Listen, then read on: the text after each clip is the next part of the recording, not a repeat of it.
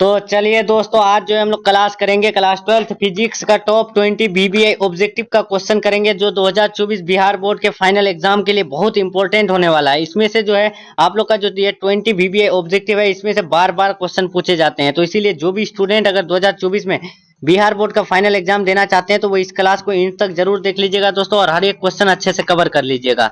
और हाँ, जो भी स्टूडेंट अगर चैनल से न्यू जुड़ रहे हैं, तो आप लोग जो है चैनल को सब्सक्राइब करके बेल आइकन प्रेस जरूर कर लीजिएगा, ताकि आने वाली क्लासेस का नोटिफिकेशन आप लोग को मिलते रहे, क्योंकि आने वाली क्लासेस जो है आप लोग के लिए बहुत ही इंपॉर्टेंट होने वाली है। तो चलिए दोस्तों, देखते हैं हम लोग सबसे पहला क्वेश्चन यहाँ पर क्या है कि प्रकाश तंतु संचार किस घटना पर आधारित है। जब प्रकाश तंतु, जिसको हम लोग इंग्लिश में बोलते हैं ऑप्टिकल फाइबर, तो ऑप्टिकल फाइबर जो है किस घटना पर आधारित है दोस्तों, तो आप सभी को याद रखना है, वो है संपूर्ण आंतरिक परावर्तन पर आधारित है। राइट आंसर क्या होगा? ऑप्शन नंबर ए होगा। नेक्स्ट क्वेश्चन देखते हैं, दूसरा नंबर क्वेश्चन क्या है दोस्तों कि एक वस्तु के 3 प्रतिबिंब प्राप्त करने के लिए जो है 2 समतल दर्पण को डैश कोण झुकाकर रखना चाहिए। यहाँ पर क्या बोला गया है कि एक वस्तु के जो 3 प्रतिबिंब है उसको प्राप्त करेंगे, तो 2 समतल दर्पण को डैश कोण पर, यानी कितने डिग्री के कोण पर हम लोग को रखना होता है। तो आप सभी को याद रखना है दोस्तों, उसे जो रखा जाता है 90 डिग्री के कोण पर रखा जाता है। राइट आंसर क्या होगा? ऑप्शन नंबर बी होगा। नेक्स्ट क्वेश्चन देखते हैं, तीसरा नंबर क्या है कि एक गोलीय दर्पण को पानी में डुबोया जाता है, तो इसकी फोकस दूरी। तो आप सभी को याद रखना है दोस्तों, एक गोलीय दर्पण को जो है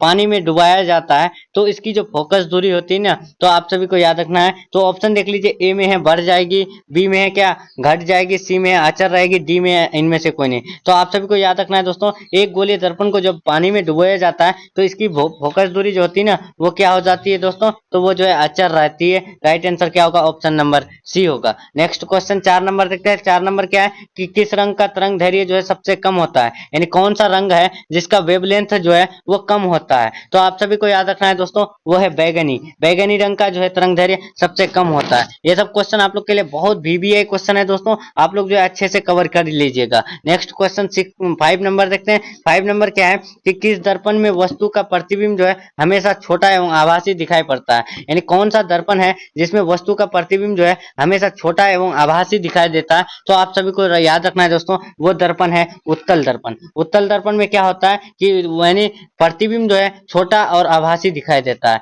तो राइट आंसर क्या होगा? ऑप्शन नंबर बी होगा। नेक्स्ट क्वेश्चन देखते हैं 6 नंबर क्या है दोस्तों कि तरंग दैर्घ्य के बढ़ने के साथ अपवर्तनांक का मान। देखिए, तरंग दैर्घ्य अगर बढ़ेगा तो अपवर्तनांक का मान क्या होता है दोस्तों, तो आप सभी को याद रखना है, वो जो है घटता है। Right answer option number A. Next question 7 number, इनमें से जो है किस जोड़े के लिए क्रांतिक कोण न्यूनतम होता है। इनमें से कौन सा जोड़ों के लिए जो है क्रांतिक कोण न्यूनतम होता है, तो आप सभी को याद रखना है कांच और हवा के लिए। Right answer option number C. ये सब क्वेश्चन आप लोग के लिए बहुत इंपॉर्टेंट क्वेश्चन है दोस्तों, यानी ये सब जितने क्वेश्चन कराया जा रहा है, तो ये जो है बार बार एग्जाम में रिपीट हो रहे हैं हर साल, तो इसीलिए आप लोग याद रखिएगा। प्रिज्म 8 नंबर क्या है, प्रिज्म से होकर गुजरने वाले श्वेत प्रकाश का न्यूनतम विचलित अवयव होता है। देखिए दोस्तों, प्रिज्म से होकर यानी गुजरने वाले जो श्वेत प्रकाश है, उसका जो है न्यूनतम विचलित अवयव होता है, तो वो क्या होता है, तो आप सभी को याद रखना है दोस्तों, वो जो होता है ना, वो होता है क्या, लाल होता है। ठीक है, याद रहेगा दोस्तों। देखिए, प्रिज्म से होकर गुजरने वाले श्वेत प्रकाश का न्यूनतम विचलित अवयव बोले तो वो होता है लाल। अगर अधिकतम पूछे तो अधिकतम बैगनी होता है। ठीक है दोस्तों, यहाँ पर क्लियर हो गया। नेक्स्ट क्वेश्चन 9 नंबर क्या है, निकट दृष्टि दोष के उपचार के लिए व्यवहार किया जाता है। तो निकट दृष्टि दोष के लिए जो है वो व्यवहार जो किया जाता है ना, वो जो किया जाता है अवतल लेंस का किया जाता है।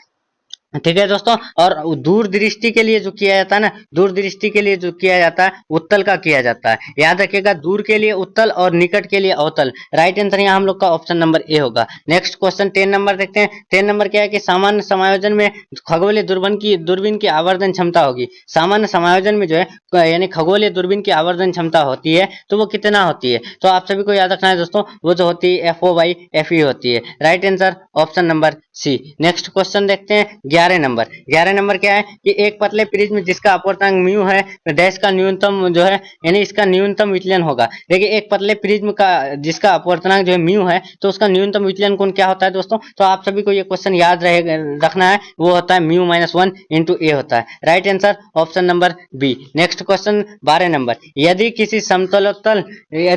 यदि समतलोत्तल लेंस का वक्र जो है तक रंजित हो तो इसकी फोकस दूरी होगी। देखिए दोस्तों यहाँ पर क्या बोला गया है कि यदि कोई भी समतलोत्तल लेंस का जो वक्र है वो रंजित हो तो उसका जो है फोकस दूरी क्या होगी, तो आप सभी को याद रखना है उसकी जो फोकस दूरी होती है ना वो एफ बराबर आर बाई टू म्यू होती है। Right answer option number A. Next question 13 number कि दो लेंसों की क्षमता क्रमशः P1 तथा P2 है तब समतुल्य लेंस की क्षमता होगी। देखिए दो लेंसों की क्षमता जो है क्रमशः P1 तथा P2 है तब जो है समतुल्य लेंस की क्षमता होगी, तो वो क्या होती है दोस्तों, तो आप सभी को याद रखना है P1 प्लस P2 होती है। Right answer option number A. Next question 14 number देखते हैं। 14 नंबर क्या है कि एक इलेक्ट्रॉन v वेग से समरूप चुंबकीय क्षेत्र B के समांतर चलता है तो इलेक्ट्रॉन द्वारा अनुभव किया गया महत्तम बल होगा। तो इलेक्ट्रॉन द्वारा जो है अनुभव किया गया महत्तम बल जो होता है ना दोस्तों वो होता है BeV होती है। Right answer option number A. Next question 15 number एक समान चुंबकीय क्षेत्र उत्पन्न होता है तो एक समान चुंबकीय क्षेत्र जो उत्पन्न करता है आप सभी को याद रखना है परिनालिका में धारा के प्रवाह से उसके भीतर का ये उत्पन्न करता है। राइट आंसर क्या होगा दोस्तों, ऑप्शन नंबर डी होगा। ठीक है दोस्तों, नेक्स्ट क्वेश्चन हम लोग 16 नंबर देखते हैं। लॉरेंज बल की दिशा ज्ञात करने का नियम है। तो लॉरेंज बल की दिशा ज्ञात करने का नियम आप लोग को पता होगा कि फ्लेमिंग के बाएं हाथ का नियम है। राइट आंसर क्या होगा, ऑप्शन नंबर ए होगा। लॉरेंज बल का जो है ज्ञात करने का नियम क्या है, तो वो है फ्लेमिंग के बाएं हाथ का नियम है। नेक्स्ट क्वेश्चन देखते हैं 17 नंबर। एक समान चुंबकीय क्षेत्र बी में एल लंबाई का एक चालक चुंबकीय क्षेत्र की बल रेखाओं या समांतर रेखा रखा हुआ है।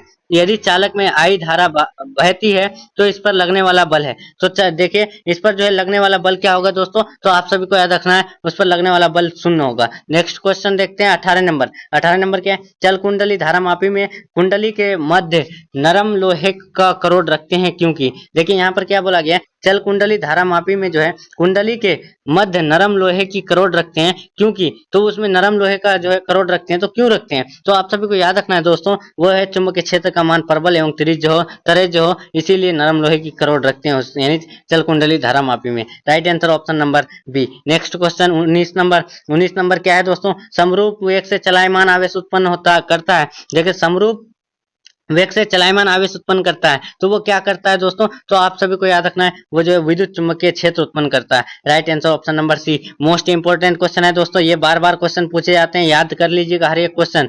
जब किसी एमीटर को शंट किया जाता है तो इसकी माप सीमा, देखिए कोई भी एमीटर को जो है शंट किया जाता है तो इसकी माप सीमा क्या होती है दोस्तों, तो आप सभी को याद रखना बढ़ती है। Right answer option number A. तो चलिए दोस्तों हम लोग का यहाँ टॉप 20 VBI ऑब्जेक्टिव कंप्लीट हो रहा है। तो जो भी स्टूडेंट को अगर क्लास अच्छा लगा है तो वीडियो को लाइक करके अपने दोस्तों में जरूर शेयर कर दीजिएगा। ठीक है दोस्तों, तो चलिए हम लोग मिलते हैं नेक्स्ट क्लास में नेक्स्ट टॉपिक के साथ।